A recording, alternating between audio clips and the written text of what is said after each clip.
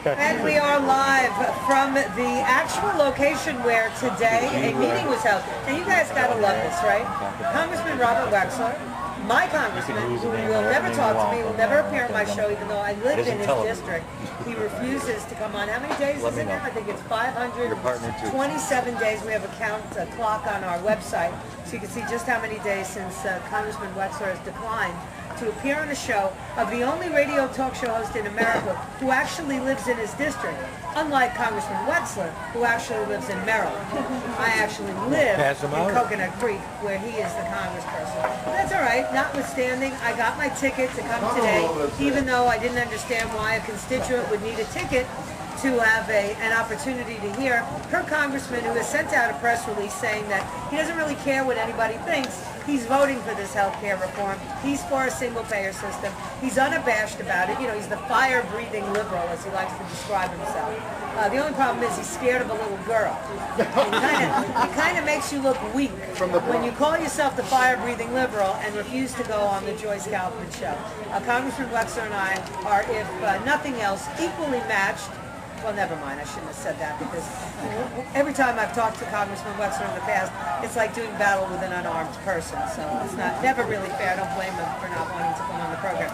Congressman Hastings, on the other hand, has come on the program, and I've given him his props for having the courage to appear on the show. After all, this is a man who stole money on the bench, was impeached from the bench, and then manages to get elected to Congress over and over again. So he's obviously not afraid of anything. So he will appear on my show. And you know, there's nothing like a corrupt politician who's not afraid to stand up in front of the public.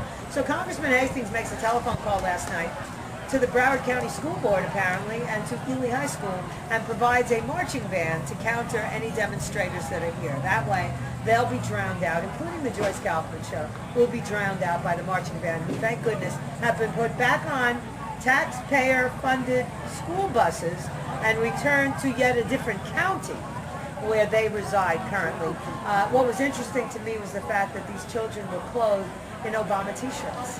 I don't know about the rest of you, but when I send my kids to school, it's not a political statement, and kids who grew up in households that supported John McCain and Sarah Palin, for instance, must feel terribly uncomfortable when they go to band rehearsal. So I certainly have a couple of questions to ask the school board when we get back to Broward County tomorrow. I did not get in, even with my golden ticket. Ed Lynch and I were turned away by two police officers, very nice police officers, who informed us that the facility was full. But since I heard Tony Franchetta say that the only people who were going to get in were people who had tickets, I don't kind of understand who was sitting in my seat, because they didn't have a ticket and somehow they got in. Needless to say, we have met with people this prior hour who also had tickets waiting for them here, or tickets in hand, and were refused admittance. They weren't wearing the right kind of t-shirt, apparently. Also, an interesting story, a gentleman was sitting down wearing a Wexler for Congress hat, and he looked familiar, and we started talking and realized that we've known each other for many years. And he said, I had a ticket and I couldn't get in. Now this guy's wearing a Wexler for Congress hat, okay? And I said, really? I said, what do you think happened? He goes, I have no idea. I'm the father of Congressman Wexler's chief of staff. So apparently even his seat was given to somebody from the Teamsters local. And we had someone who reported that they watched the Teamster Union official giving out tickets to people who had Obama t-shirts on, or pro-Obamacare signs in their hands, but not giving them to people who represented a different viewpoint. We've had reports of telephoto lenses trained on the crowds, people photographing license plates, and anybody with a bumper sticker that didn't say Obama, Biden got their licenses recorded today. This is the tactics of a communist, fascistic regime.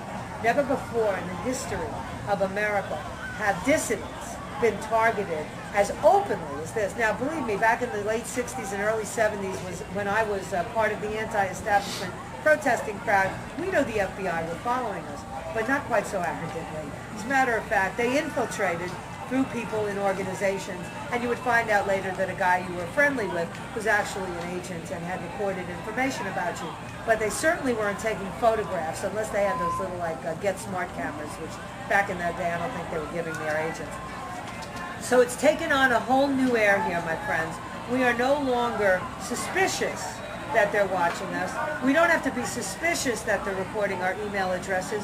We're receiving unsolicited emails from David Axelrod now because, in fact, you have been documented.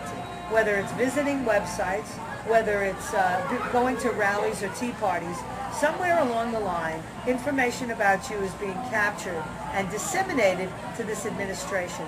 That is, without a question, the most despicable, anti-American, anti-freedom movement that's ever taken place in this country.